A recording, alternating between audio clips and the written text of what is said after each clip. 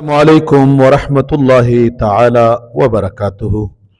ګرانو معززینو دوستانو، امید دی چې تاسو بخیر او د موبایل په شیشه باندې یا د ټي وي په شیشه باندې مونږ تاسو سره ګورو او د رب العالمین د عظیم کلام او د هغه د تعلیماتو او د دین څه برخې بیانېږي د دغه پیج په ذریعہ باندې. معززینو دوستانو، اکثر سٹوڈنٹس حضرات یا قاریان صاحبان یعنی د مدرسو یا د سکولو د کالجو طلبه هغوی دا شکایت کوي یا د هغوی والدین دا شکایت کوي چې زموږ د بچو سبق سره شوق نشته. آیا د سبق سره د شوق د پیدا کېدو دپاره داسې یو مجربه وظیفه چې هغه وظیفه مونږ وکړو او د دغو خلکو سبق سره شوق پیدا شي. سبق سره شوق پیدا کېدل دا ډېر زیات ضروری دي، ځکه نوجوان نسل که ښایسته کېږي نو په تعلیم باندې به ښایسته کېږي.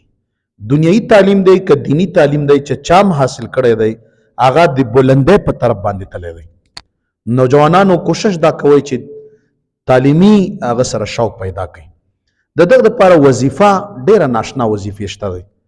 یو وظیفه خو دا چې قرآني وظیفه چې ته د هر مانځه پسې اعوذ بالله من الشیطان الرجیم بسم الله الرحمن الرحیم الم نشرح لك صدرك ووضعنا عنك وزرك الذي انقض ظهرك، یعنی دا سورة انشراح تر اخره پورې دا د هر مانځه پسې چې یو پیره یی او د هغې نه بعد لاسونه پورته کړي چې الہ العالمین زما د سبق سره شوق پیدا کړي، د زړه نه مې ورسره تعلق پیدا کړي.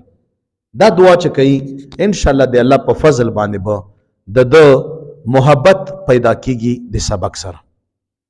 دویم نمبر چې کومه وظیفه ده هغه د هر منځ پسې یا فتاح یا علیم، څوک هم چې دا وظیفه د هر منځ پسې یولس وارې کوي رب العالمین به د سینم کولاوي، دماغ هم کولاوي او د دا ترتیب به رب العالمین برابروي، یا فتاح یا علیم. نو دا مجربی وظیفې دي. الله تعالی موږ تاسو لا ډېرې خوشحالۍ راکړي. کوشش دا پکار دی چې موږ دا وظایف د الله د ذکر په نیت هم کوو او د خپل مقصد د پوره کېدو دپاره هم کوو.